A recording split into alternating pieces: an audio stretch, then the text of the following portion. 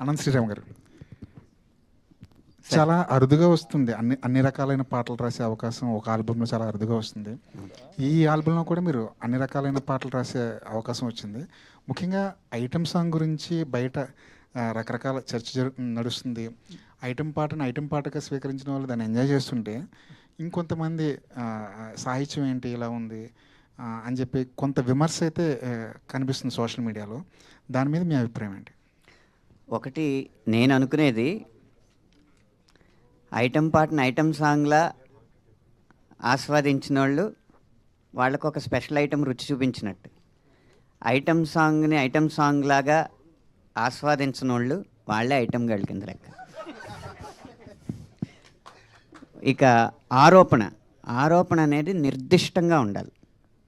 మనకు వచ్చిన భావోద్వేగాన్ని ఏదో అరిసేయడానికో, లేకపోతే ప్రత్యేకమైన ఎజెండాలు పెట్టుకుని మాట్లాడడానికో ఉంటే మనం దానికి సమాధానం చెప్పక్కర్లేదు.